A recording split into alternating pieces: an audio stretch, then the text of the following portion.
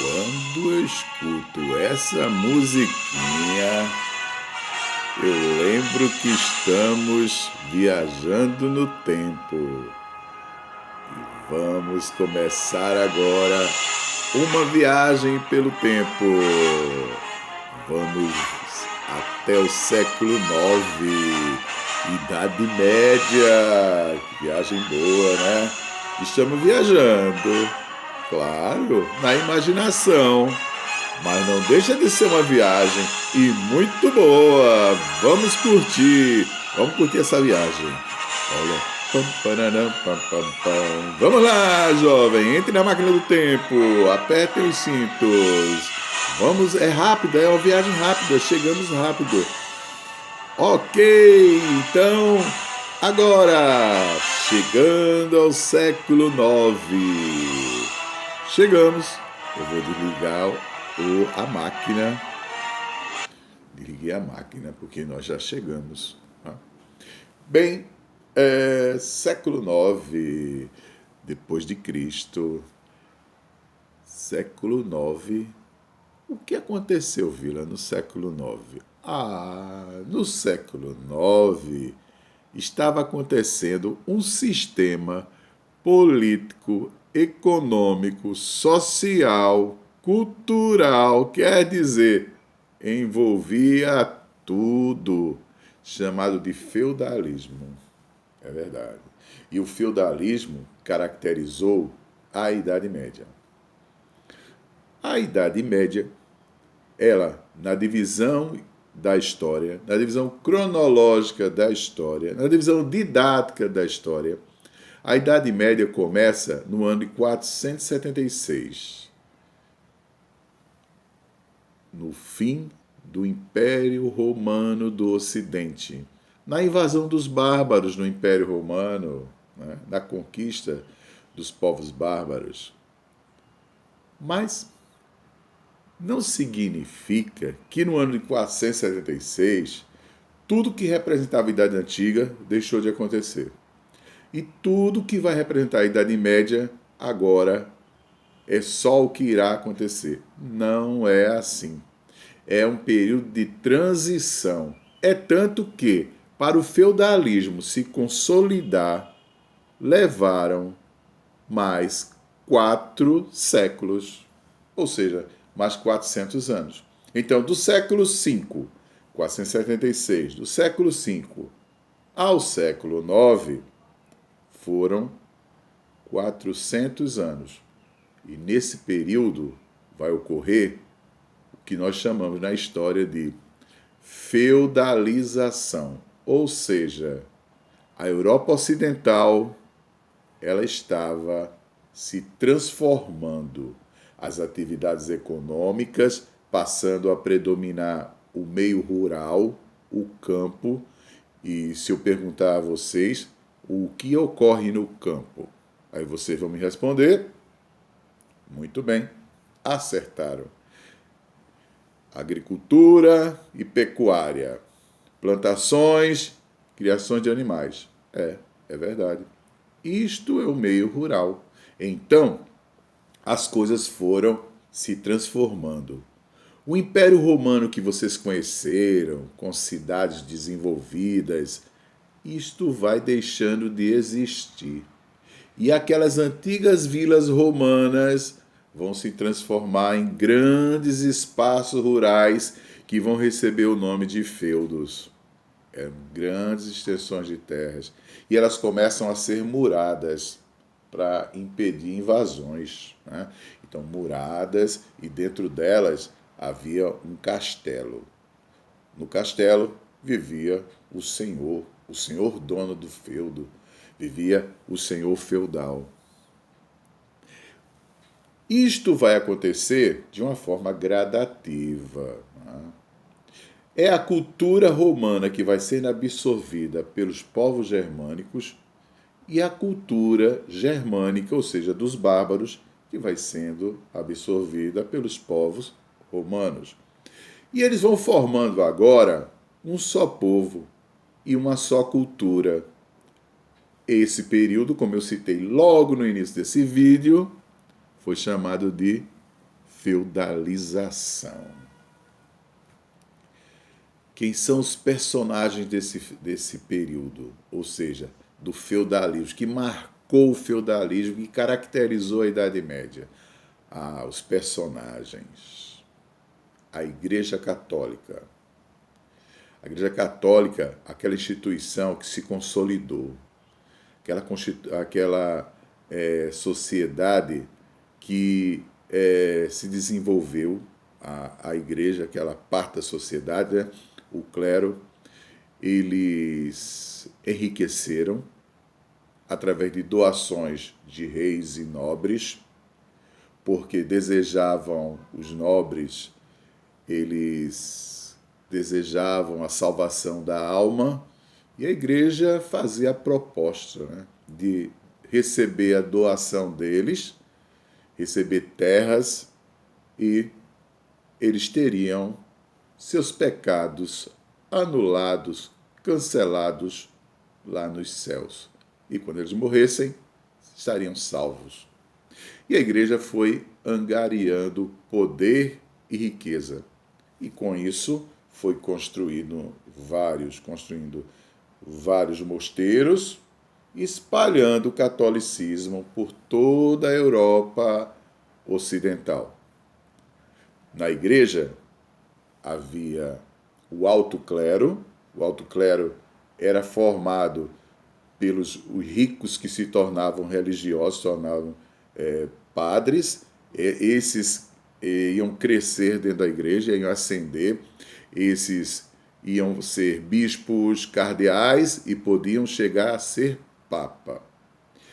Os mais pobres faziam parte do baixo clero. Esses ficavam como padres, como monges. Esses não ascendiam nessa hierarquia existente na igreja medieval. Bem, havia os nobres. Haviam os nobres mais ricos. Esses nobres mais ricos, eles eram donos de muita propriedade, porque o feudalismo se caracterizou pelo poder nas mãos dos donos de terra. Quem tinha mais propriedades, esses tinham mais poder. Era dessa forma. Então tinham nobres mais ricos do que outros. Os nobres mais ricos, eles eram chamados de suceranos. E existiam os nobres mais pobres, e esses nobres mais pobres, eles não eram servos. Eles eram nobres mais pobres, mas não tão pobres, viu? Mas esses nobres, que eram mais pobres, eram chamados de vassalos. E eles deviam obediência a esses mais ricos. Era uma hierarquia. Inclusive, existia um ritual, que inclusive a Igreja Católica participava. Era um ritual chamado homenagem. Nesse ritual chamado de homenagem, acontecia duas coisas. A investidura, quando o senhor mais rico dava parte do feudo, porque o feudo era imenso, eram quilômetros.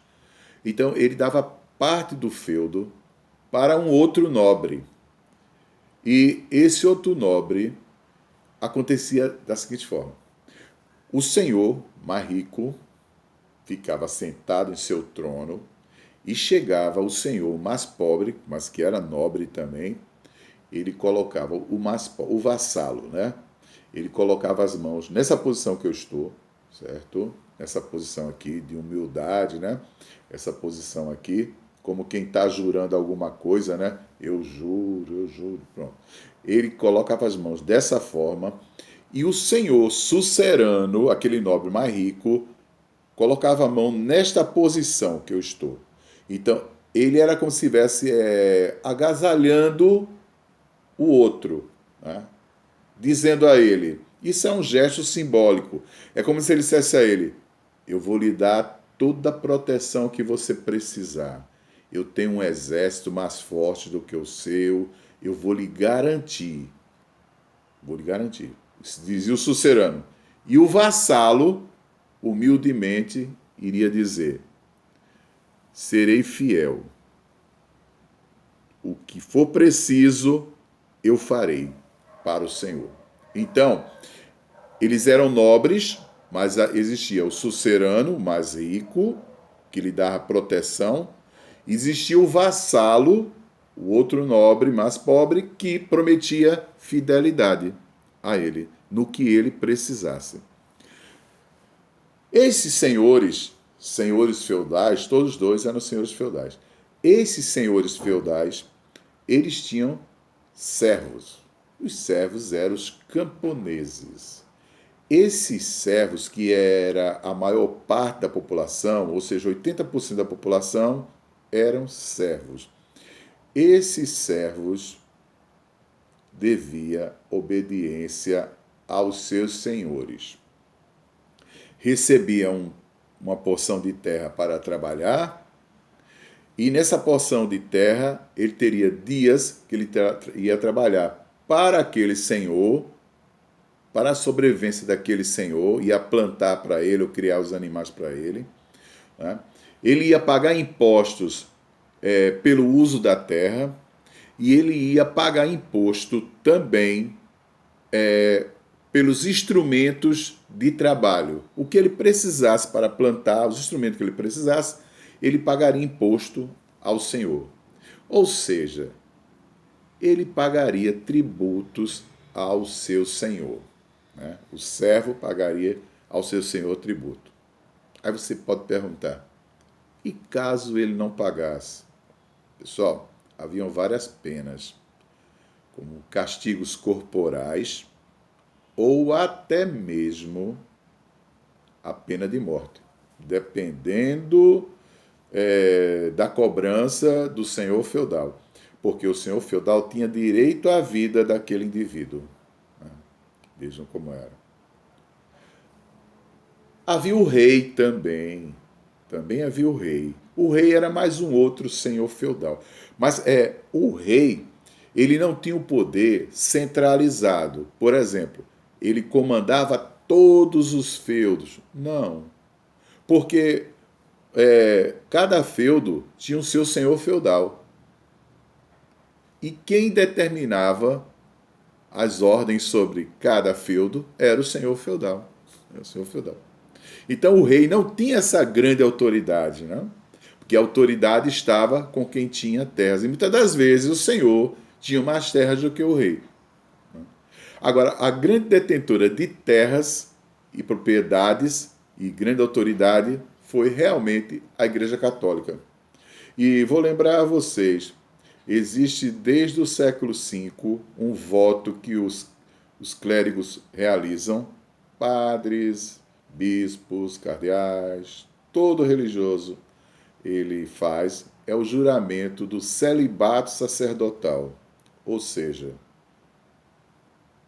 o padre, o bispo, o cardeal, o papa, eles não casam. Se eles não casam, não terão esposa e não terão filhos, que seriam herdeiros da riqueza. Né? Seriam herdeiros da riqueza. Porque alguns que entram para a igreja, alguns que entraram, que do alto clero, eram pessoas ricas.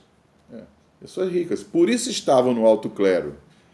Por isso que poderiam chegar a ser papa na época. Eram pessoas ricas que faziam isso.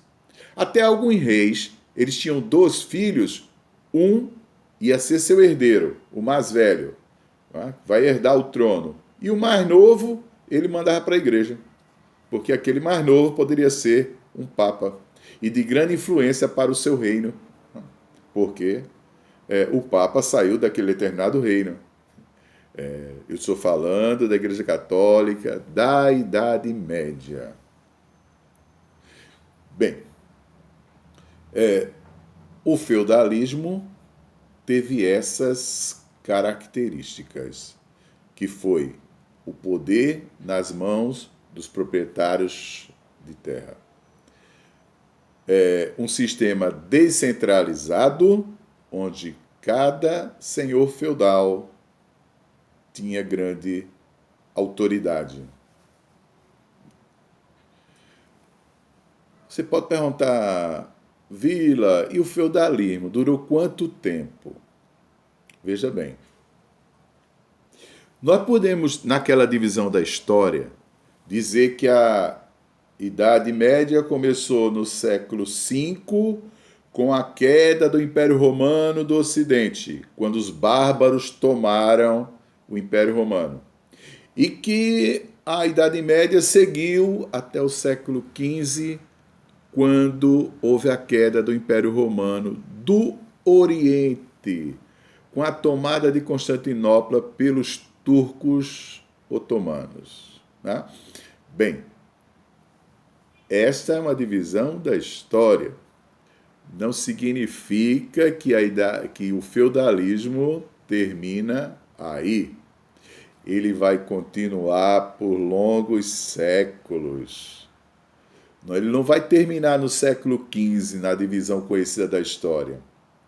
Tem um francês, um historiador francês, que é o Jacques Le Goff, e ele fala que o feudalismo que caracterizou a Idade Média chega até o século XIX. Ele fala isso, né? Jacques Le Goff. E também, quando houve a Revolução Russa foi em 1917, mas nesse período ainda existia características de feudalismo, já no século XX, características de um sistema feudal na Rússia. Na Rússia, né? Dos czares. Bem, existia ainda. Então, jovens, é uma viagem legal que estamos fazendo, né? Vocês estão aprendendo muito com ela. Sabia que eu já estou com saudade de vocês? Saudade de nossas viagens. É como eu disse, o ano 2020 foi o ano que mais viajamos, né? Na imaginação e na história, porque a história proporciona isso. Mas fizemos boas viagens. Mas ainda tem um capítulo para a gente trabalhar, viu? Ainda dá para viajar mais um pouco. Não, gente, eu sei que vocês vão guardar isso na lembrança. Eu estou ligando a máquina do tempo aqui. Estou acionando ela. A máquina do tempo agora. Vamos, máquina do tempo. Ligando. Apertem os cintos. A viagem vai começar. Apertem o cinto. Convide as pessoas de casa também para participar, viu? É uma viagem fantástica. Eu sei que na sua casa tem um papai, uma mamãe, uma vovó, um vovô que gosta de história, né? Tem um titio, uma titia, um irmãozinho, uma irmãzinha. Convide eles para participar dessa viagem, ok? Deixe de assistir esses vídeos para eles viajarem também com a gente, tá legal? E aí, estamos decolando agora de volta para o futuro. Agora estamos indo para o futuro, porque a gente está indo para a sala de aula, viu? Ok, então que Deus abençoe a todos e os proteja. E nós nos encontraremos em outra aula, se Deus permitir.